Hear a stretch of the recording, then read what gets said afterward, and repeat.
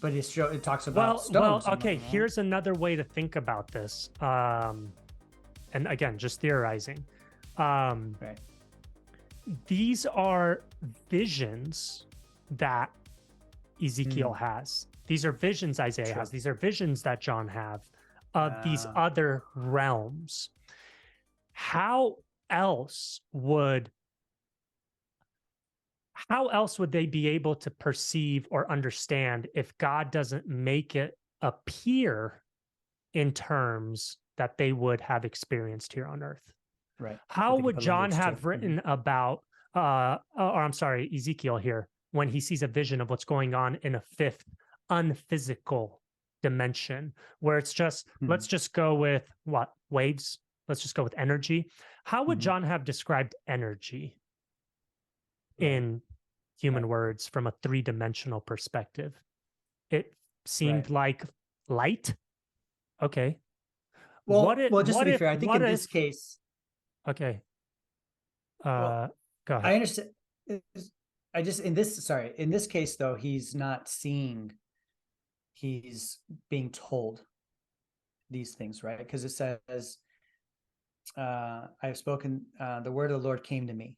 So do you think he's seeing that when he says that? Or because that's how it starts. Ooh, that's a good term too. Came to me.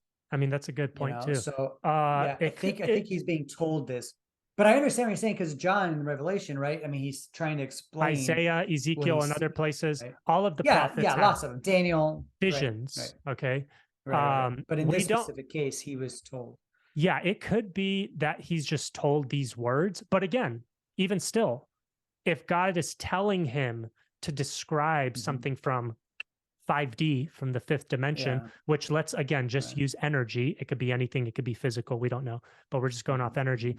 If God's like, it is a light beam, like, okay, how's Ezekiel going to describe that?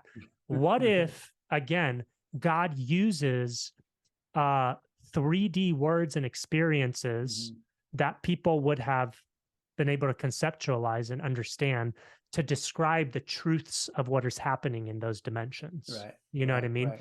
There's actually, dang, who was something that stuck out to me. What's the dude's name? Come on, Lex Fridman. Okay. I was listening to a Lex Fridman podcast, and this, I don't know what the guy was, but he was like, he was some doctorate, some PhD, blah, blah, blah. He was saying that and they're all about, evolution, all that kind of stuff. So he was saying human beings and our physical senses, our eyes, our ears, our mouth, our hands, our body, everything, we have evolved in a way to best interpret the reality around us in order to better or to enable like ourselves to procreate, right? Because that's what evolution's about, is to pass on your genes. So he's basically making the he's bringing this idea to being that our eyes developed in a way that could only perceive things that help us procreate better.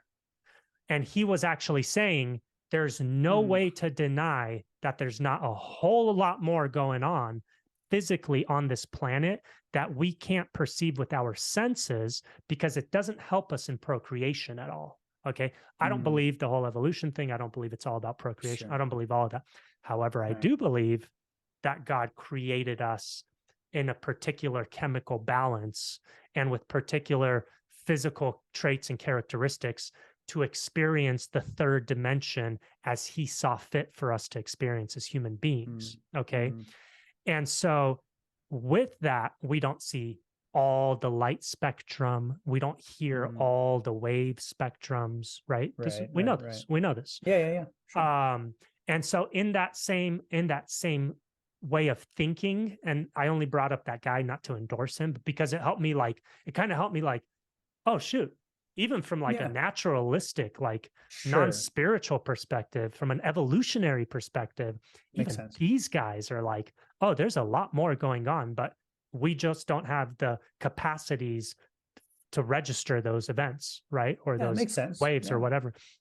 So maybe God uses the chemical and physical balance that he created for us. Maybe he uses those same traits to reveal to us things from there that aren't really, they're not really like that, but it's the only way that we would be able to perceive them. You know what I mean? And to comprehend them. So he limits himself, and he limits those dimensions for our understanding.